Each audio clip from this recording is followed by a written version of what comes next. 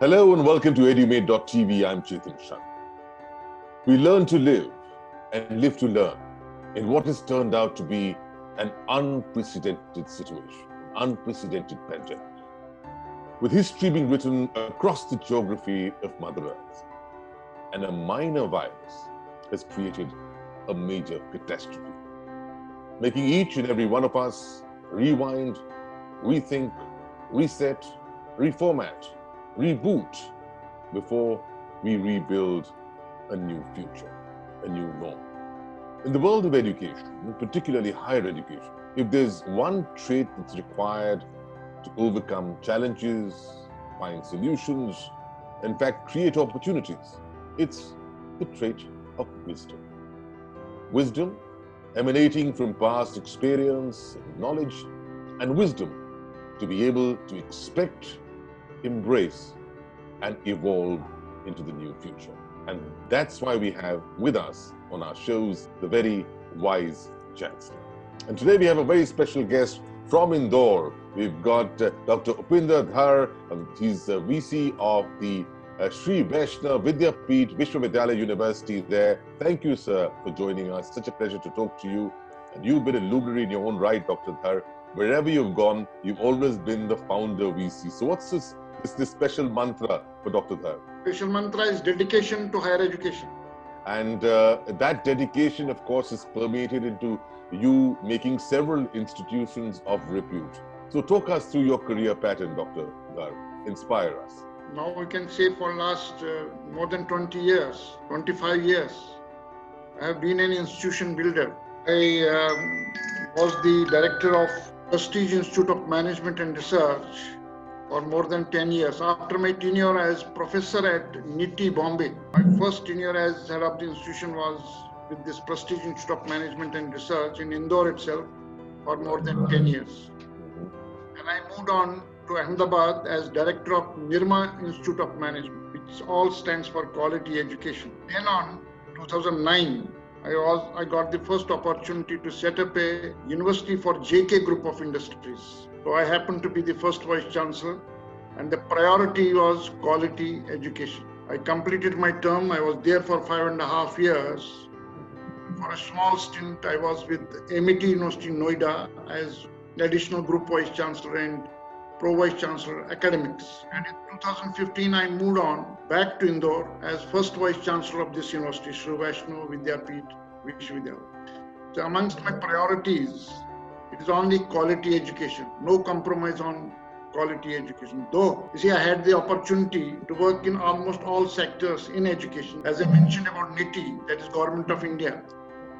Before that, I was in 2 state public universities. One was Devi Ahilya Vishwavidyalaya in Indore, and before that, MD University Rohtak. So I was in public sector institutions, then private sector institutions also. But the common feature that has always been my priority and preference is quality. No compromise on quality, no compromise on merit, wherever I have been. And I have seen results. Those students who have been meritorious wherever they have studied, they have prospered in life. So it is the outcome that has also further inspired me that I am perhaps on the right track. Just the conversation with you dispels so much of clarity, particularly from your one-line statement when you start off by saying that the reason of your success is dedication to higher education. So then define us, because you worked between both the private and the public sector, give me a one-line critical difference between the two. What's been your learning?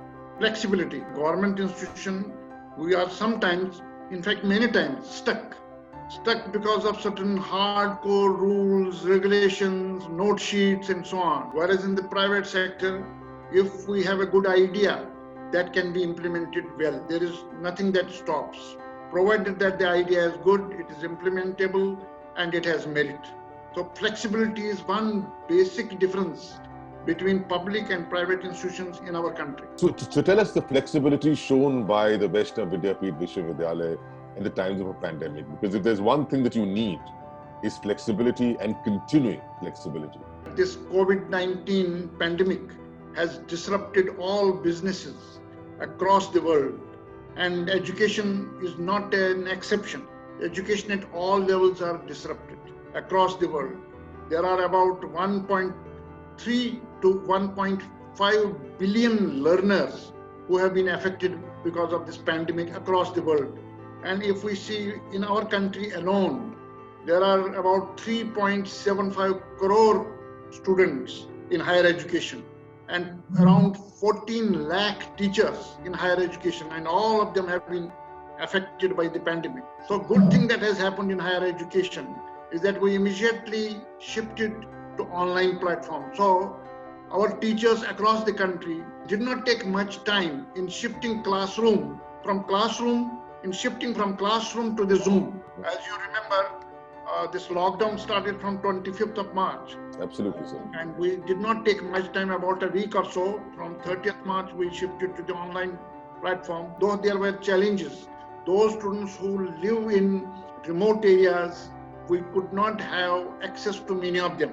But at the same time, wherever we could have access, we have kept them engaged. So our priority was student engagement as well as faculty engagement, along with the positive state of mind. And I'm happy to share with you, we have done it successfully. Amongst my conversation with several vice chancellors, certain common challenges have been seen, particularly in the recovery of fee from students. B, in not just in conducting the online, but the future conversion to blended education. C has been on the admission process. Admissions have not been enough because students are skeptical.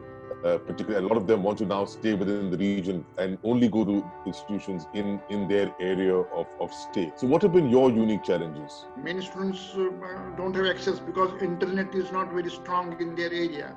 Sure. So we have done it, in most of the cases we have been able to have access, but as I mentioned, in some cases we could not have access to the students. Similarly, we have conducted online examinations of the end semesters very successfully. In fact, our engineering students, BTech and MCA, we have already completed the examination, result has been declared, and all the students who were placed pre-pandemic and during pandemic have already joined the jobs. Now for the remaining programs, we have around 14 disciplines. In remaining disciplines, we are having online examinations from 5th of August. Now the issue is, as you rightly said, there are problems so far as the students are concerned, and there is some degree of resistance. Now, it is well known, at least we from the management discipline know, that whenever there is a change, there is a resistance to change.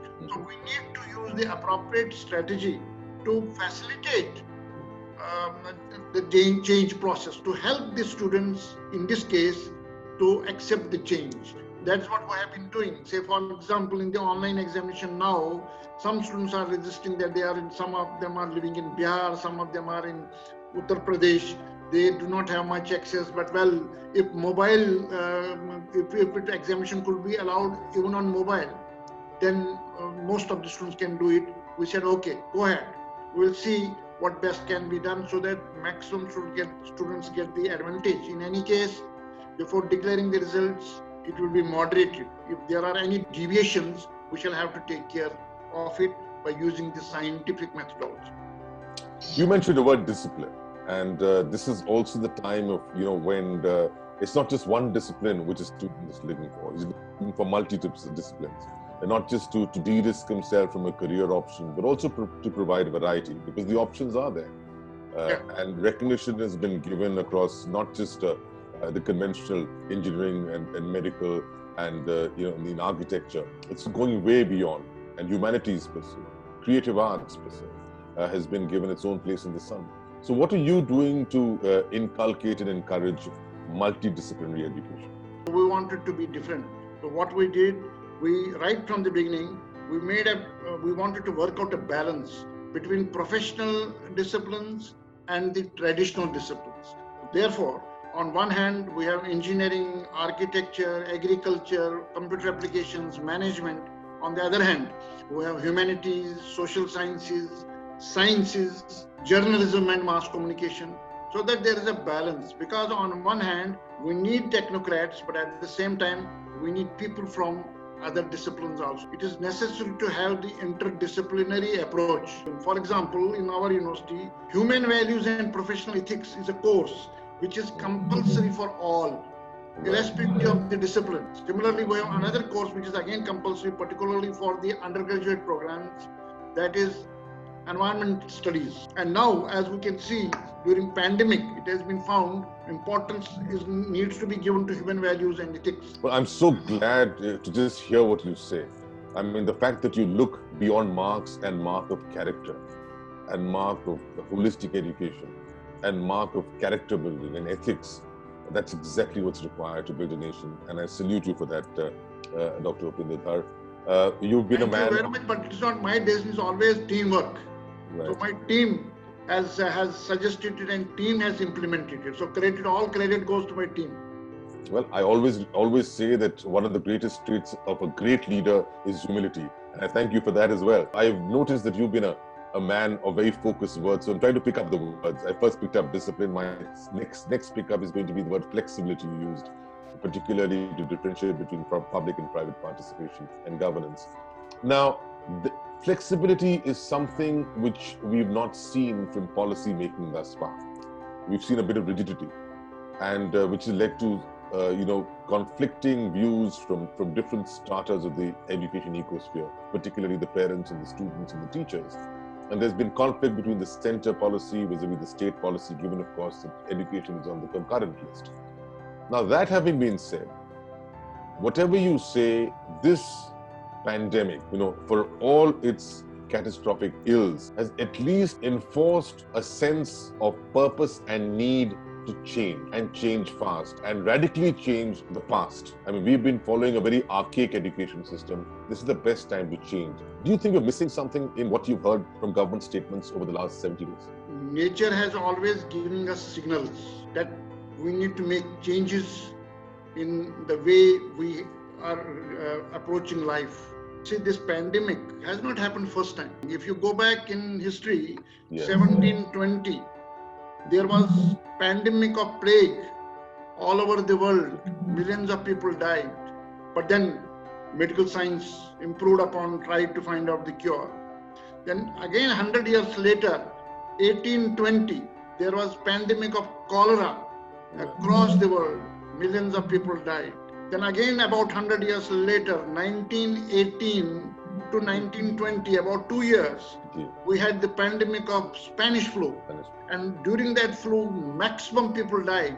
And now this COVID-19 pandemic, starting from December 2019, and it is still on. Here again, there is a signal that we need to change. And if you would see keenly, it is only human being which is affected. COVID has not affected animals. COVID has not affected plants. It has affected human beings, because our ways, our approach to our environment was very detrimental. So we need to mend our ways. Flexibility with an element of rationality is important. Whatever best could be done. And even our government institutions, regulating bodies are trying to be flexible, moving towards flexibility to some extent now. I happen to be part of this guidelines committee, which has prepared these guidelines for the whole nation. There is, if you read that, there is a lot of flexibility in that. So this is an indicator that even regulating bodies are trying to be flexible now. Even AICT, they have created virtual laboratories for the benefit of the students. See, this was unthinkable earlier. This pandemic, COVID-19 has given us a signal that we need to review and revise our norms for approval of an institution, for approval of a new program, and also for the accreditation of a program. Parameters will have to be reviewed and revised. Say, for example, earlier we have been saying teacher-centric to student-centric education. So education has to be student-centric. But now we have to go ahead. It has to be tech-centric. So from teacher-centric to student-centric, now tech-centric.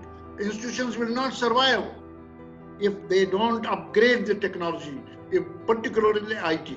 Online mode cannot replace the face-to-face mode. Right. I would not say offline. Why I am not saying offline? Because what was mainline 3 months back cannot just all of a sudden become offline. So I avoid using offline. Instead, I would call it in-person interaction or face-to-face interaction. Today, in online interaction, we are facing the camera, not the students. So we are missing the expressions of the students. When we teach students, we are expressing the expressions on their face, the way eye movements and so on and so forth, which is also important. Therefore, for our overall development of the students, the right way is going to be the blended approach. You see, campus experience is very important.